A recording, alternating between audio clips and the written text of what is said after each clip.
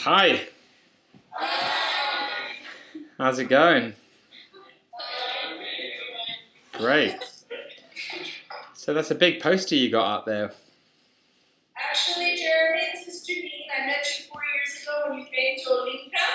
How are you? I'm very well. I'm very well indeed. Nice to see you. I'll tell you more in an email about this, but this was made, which is a quilt of symbols from a tribe in Ghana. Wow. And students from a lower grade investigated how they get along and how they have a peaceful existence. And we will be sending it to you at the end of the school year for your office, hopefully for you to enjoy. Well, we will certainly, obviously incredible that you're going to be doing that, and we will put it up in the office. Good. Well, here I'd like to introduce to you our Actually, students and let them take over. It's up to you. Go right ahead. okay, great. Well, I mean, listen, let's get into your questions. I mean, you know about Peace One Day. Have you watched The Day After Peace? Yes. Okay, great. Well, I mean, did you have any questions? I mean, we've got this 30 minutes together, which is amazing. It's wonderful to talk to people in Mexico. Obviously, been there before many times and visited schools, which has been amazing. And so really here for you to answer any questions you might have in relation to Peace Day and the work of Peace One Day.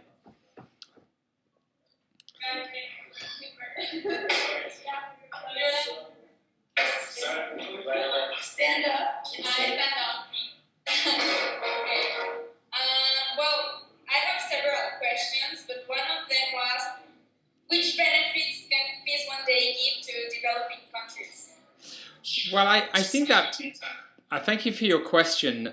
Firstly, look, I think that what I'm interested in, developing countries or developed countries. To me, in the context of what I'm personally doing, so my own personal view, is that it's all the same thing for me, because all of these countries, whether developed or underdeveloped or third world or whatever, they're human beings at the end of the day, and so basically, what I'm really interested in, what I think about a lot, is that 98% of the violence that happens today happens in our homes, communities, schools, and places of work. 98% happens in our homes, communities, schools, and places of work. Only 2% of the violence that happens today happens in an area of conflict, or indeed through terrorism. So this is a really important fact. And therefore, whether it's underdeveloped, developed, it's the violence that we're really talking about, and the violence that we as individuals can all participate in, happens in any country of the world. And there lies the opportunity for each individual to participate in the peace process by marking Peace Day. You know from our work that the day is growing at an incredible pace, around 48% on an annual basis. There isn't a corporation growing in this world growing at 48%.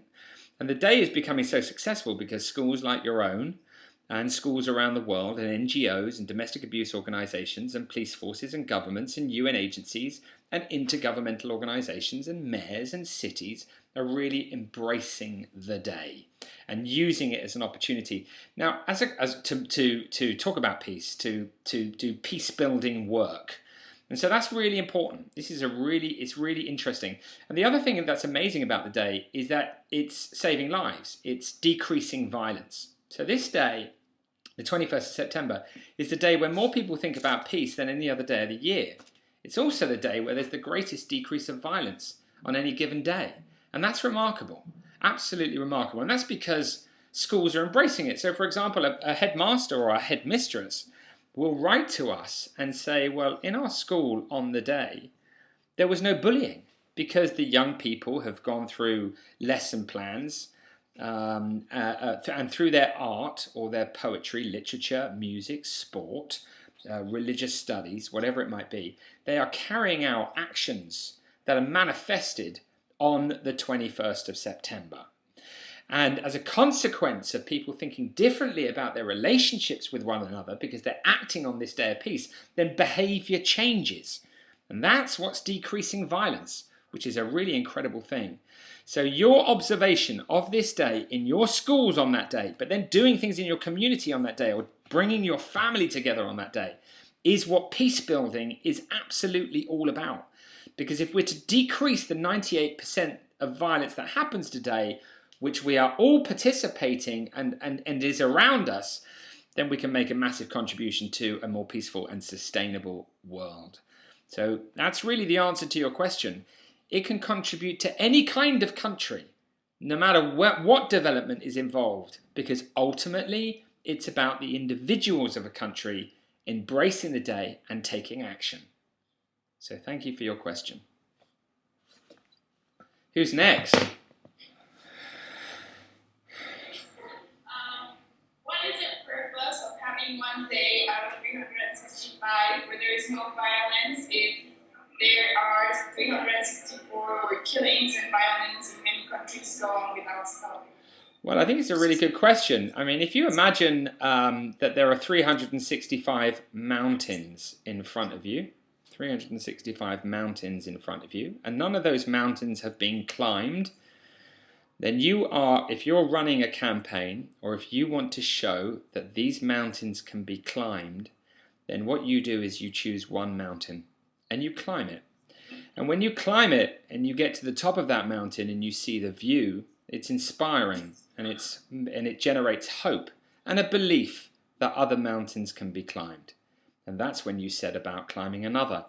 And so the global community is in the process now of climbing a mountain together, climbing a mountain of peace and sustainability. Our world has never united. It has never come together as one in the name of peace and sustainability. There has never been a day of true global intercultural cooperation. And intercultural cooperation, the academics are saying, is the key to humanity's survival. So if you want to build a world of 365 days of peace, and you're running that campaign, you as an individual, I'm pretty sure that you're going to come to me and say, well, what I'm going to do is I'm going to start with a day. Because if I try to tackle 365, it's going to be so overwhelming that you won't move, because you won't know where to begin. And that's the beauty of creating a day and a beginning.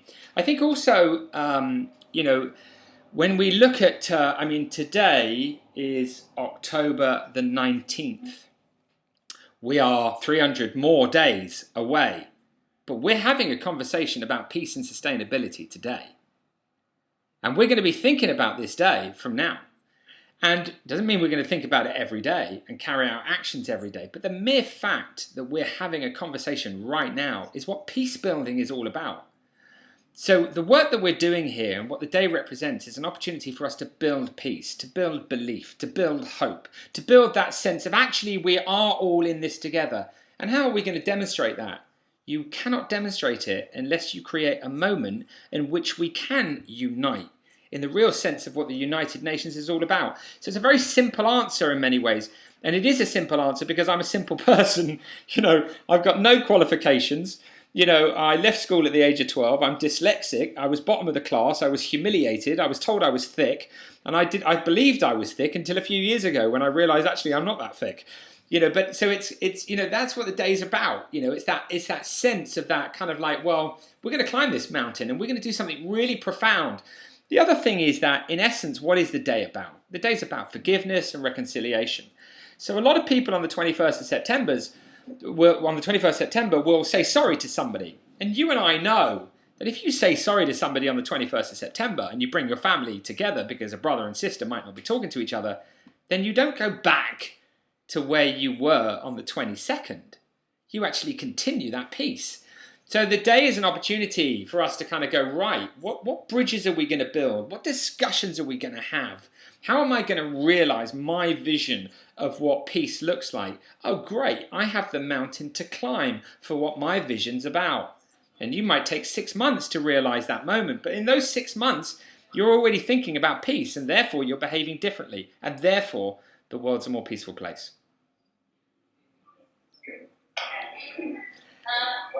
What I would like to know is how far does this extend? Is it just with the fighting, or are you calling for actual disarm missiles, air forces, and all that? Well, I think that,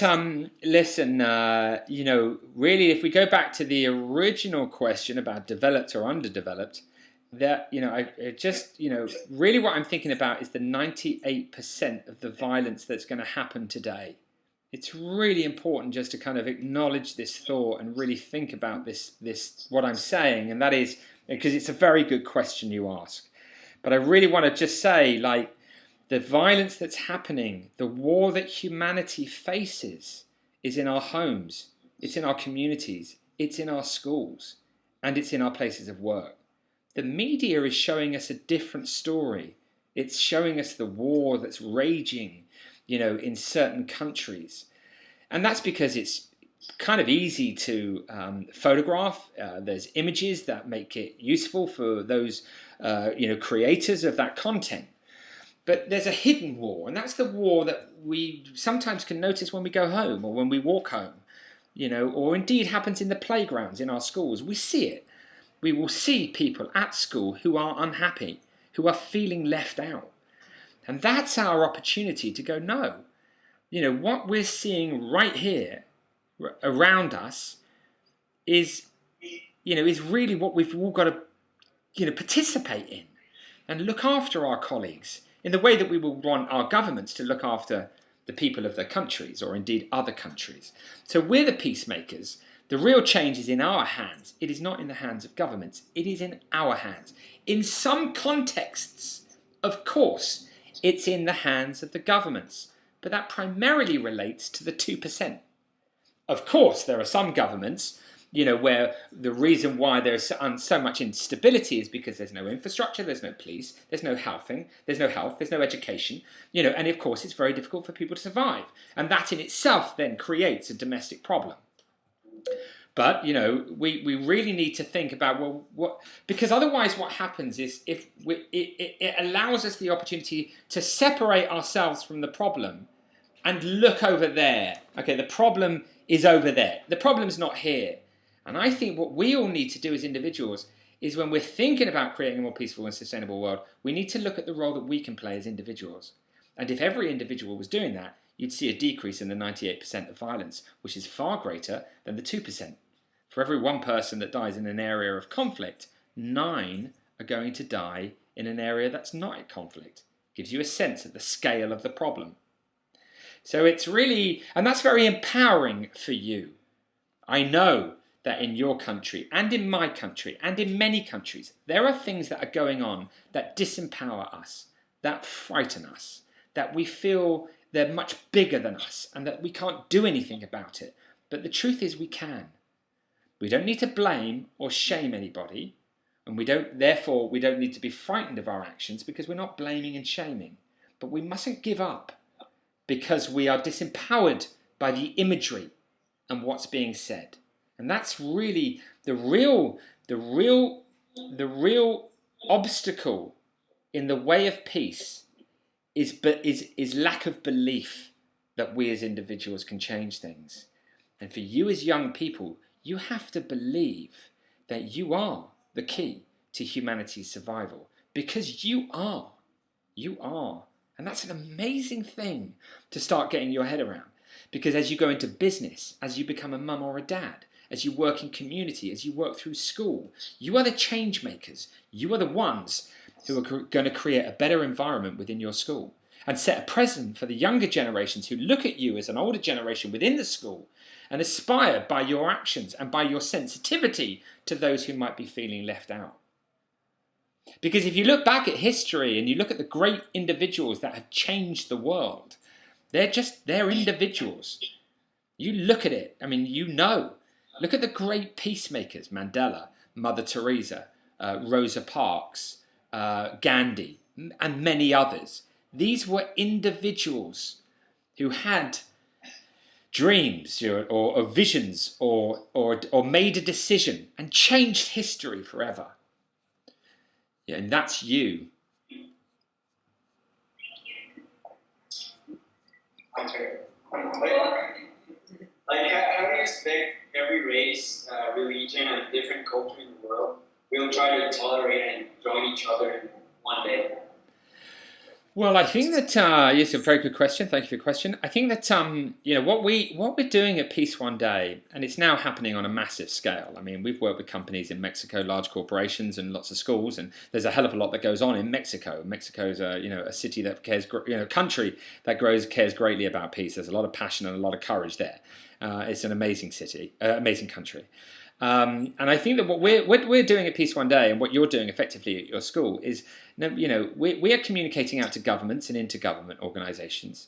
We are communicating out to UN agencies and NGOs, faiths, schools, universities, domestic abuse organisations, and other sectors of society. And we are saying, within your sector, within your group, your community, observe the day in whatever way you want. And then suddenly you've got a situation where different faiths are all observing the day. And in many cases, joining forces and coming together and praying for peace, because ultimately that's what is at the heart of every religion, peace. And so, it's a beautiful thing to see happening.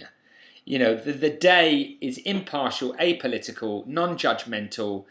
It's there for everyone. And I really think that, we're on the verge of, listen, it's not the panacea to the world's problems. I'm a realist. But it is a cog in the wheel of peace and sustainability. The vehicle that's going to take us towards a more peaceful and sustainable world will have many moving parts to it. And one of those parts is going to be a united world, a belief that actually we can come together no matter what our sex, colour, religion, age. And that's what this is all about. And I urge you in Mexico, to reach out to other schools, to friends, to family members, to sports organisations, to tell the people within the faith that you worship.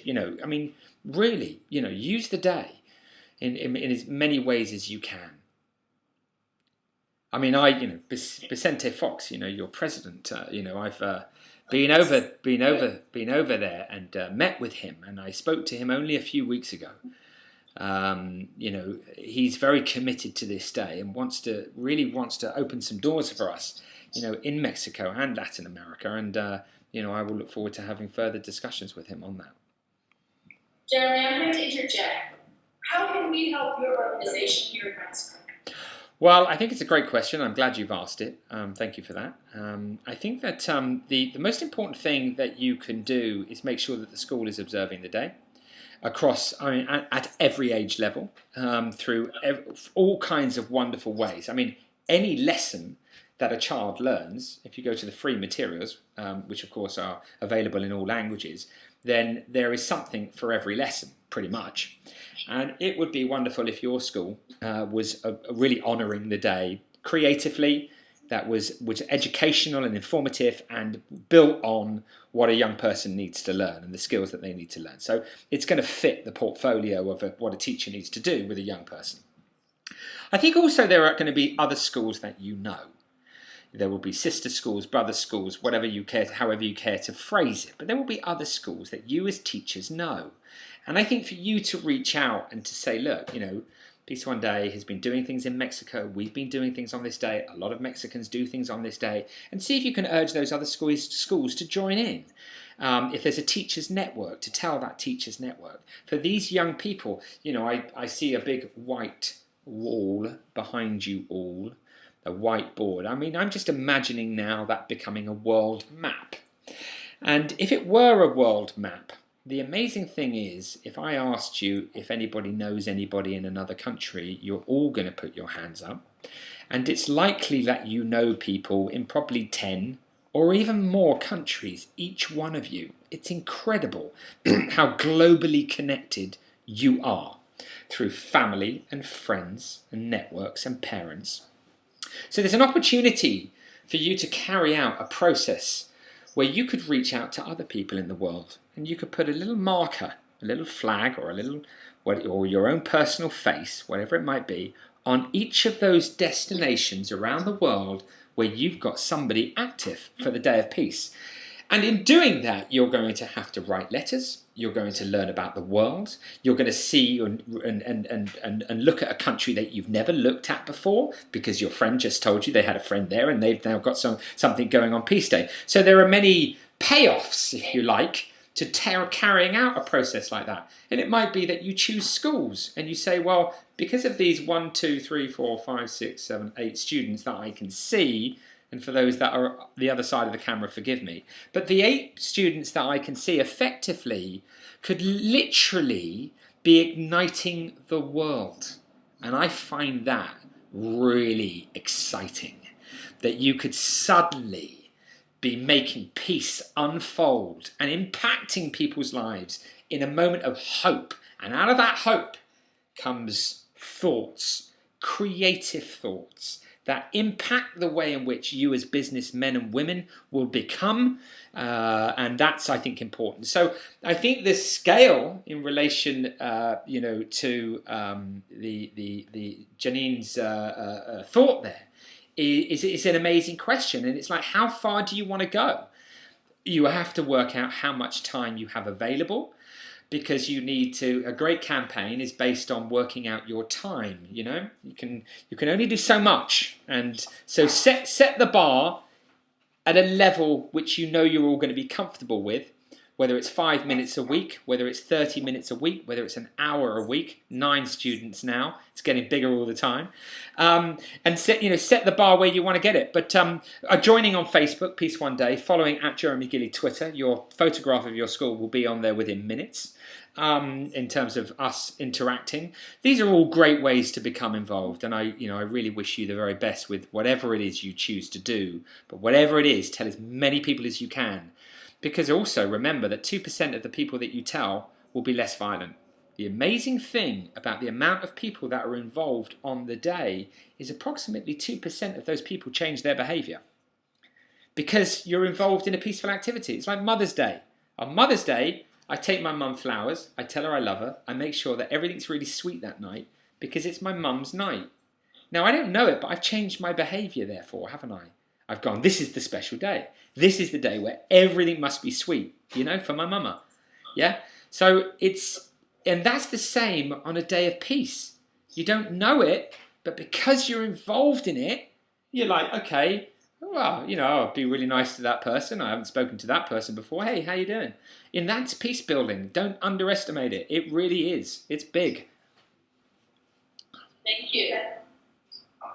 Hi. What is your campaign doing to send a message to the other, to the majority of people that doesn't have access to networks and all of that kind of technology that can receive what you are doing? Yeah, it's great that you asked this question, and it's something that we have to think about a lot. Because as you know, we've been working in the Great Lakes region of Africa, delivering education posters into schools, where there is no internet. And in fact, there's no roads in many cases. So the delivery of something like that is very intense. But I think that this is a really cool question that you ask. And yeah, man. Oh yeah, dude. And I think that, the answering of the question is where the lesson and the wisdom comes. You know what I'm saying? I can give you the answer to the question. Of course I can. But what's also really interesting is, what are you going to do to get that message to somebody who doesn't have the internet access?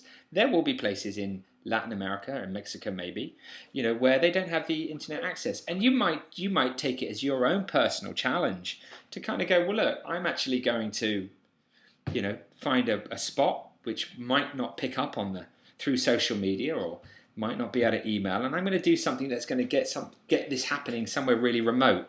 Because that's why I made the recommendation about putting a world map up. What I love about this journey is, what is it that we have to do, and how far are we willing to go on a personal level in order to manifest peace? And there lies the real sort of challenge, of our own personal commitment, to peace and sustainability, So, and it'll also be a very interesting case study for you. I think that you probably you've asked a question that is quite challenging, I think, maybe for you. and I wish you good luck on the challenge, in terms of how you do it or choose to do it. But you look, I mean, to be fair to you, I don't want to not really answer your question. How did we deliver a poster into schools which have no internet, no real postal system, no roads? Of course, we worked with a local partner, and that local partner was UNICEF. And we worked with the Minister of Education in the DRC. There is no way I could have done the delivery, or the education team and Daniela and our hard work could have done that unless we had a partner. And the partners that we chose had mechanisms, had staff, were doing field trips into those remote areas, and we were able to utilize them.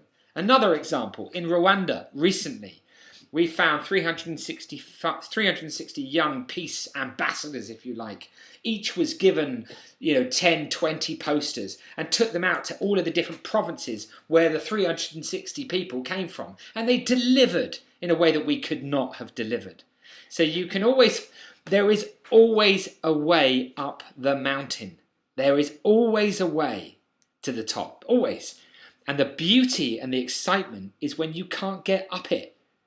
That's when you should get excited, is when you cannot get up. Then you've just got to work it out, because that's what it's about. Getting a no is really interesting in life. No's are really the moment to dig deep, to look at what you're trying to achieve. What can you do differently? Look at the no as a positive. When you fall down and you've got to get back up again, that's the moment where you are definitely going to learn most about yourself as an individual, without a shadow of a doubt. And so when the failure comes, take a deep breath, step back and go, wow, what can I learn in this moment? Because I'm going to get up and I'm going again. So good luck, dude. Hey guys, sorry to interrupt. We have 5 more minutes, so maybe 1 or 2 more questions. Perfect. Who's next? What does this mean, by the way? Rock and roll. Okay, baby. Yeah, man. Yes. I'm having a debate about sexual exploitation, sex trafficking, and selling people the world. So, what could be a good idea to eradicate the problem? That's what I'm... Okay. All right. Thank you for your question. And look, I think the answer, there are so many questions like this that are asked to me, whether it be the issue of sex trafficking, whether it be development of weapons, whether it be the refugee crisis that's unfolding at the moment. And I think that what I'm doing is I'm stepping back, and I'm thinking to myself, if we're going to see sort of fundamental change, around the issues that humanity face, then we're going to need to inspire, empower, and give the tools to a new generation of peacemakers who will make different decisions about the way the world evolves based on a deeper understanding as a person on the issues of peace and sustainability.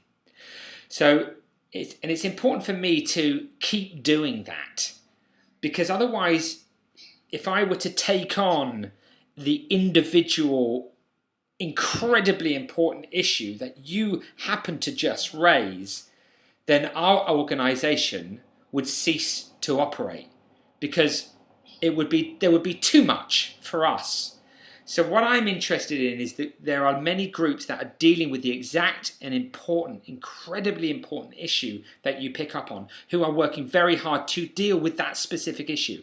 What I'm interested in, to contribute and complement those organizations, is, can we create a foundation of a new generation who believe that the climb towards a more peaceful world is possible?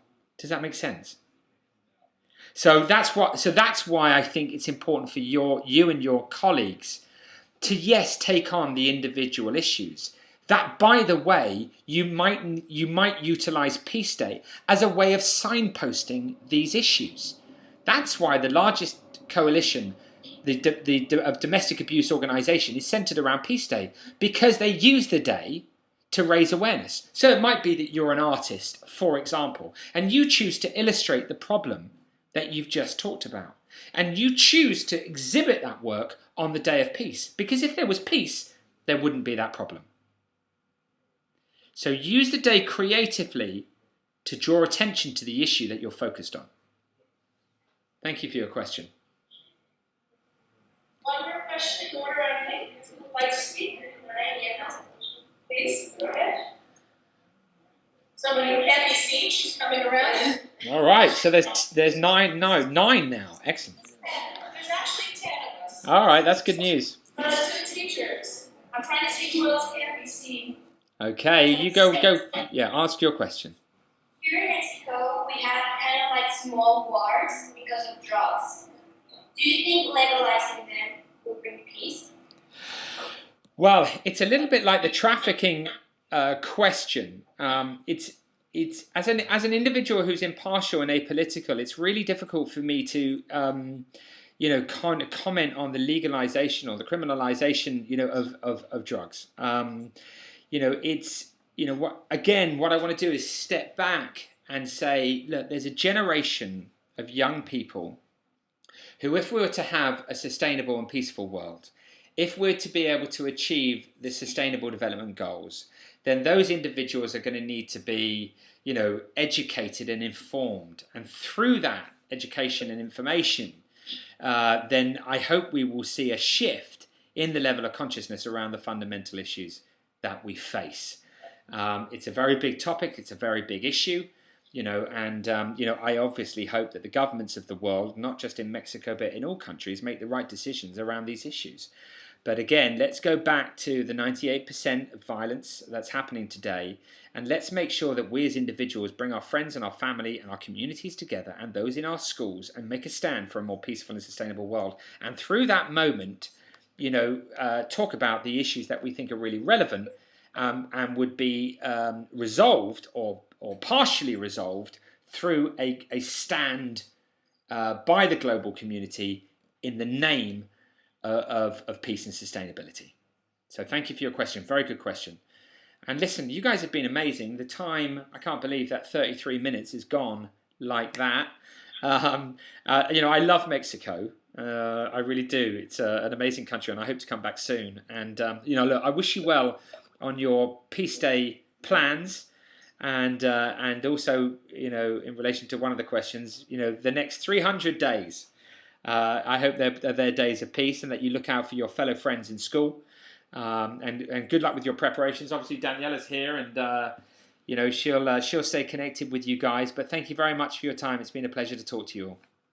Bye bye. See you. Take care. Bye bye.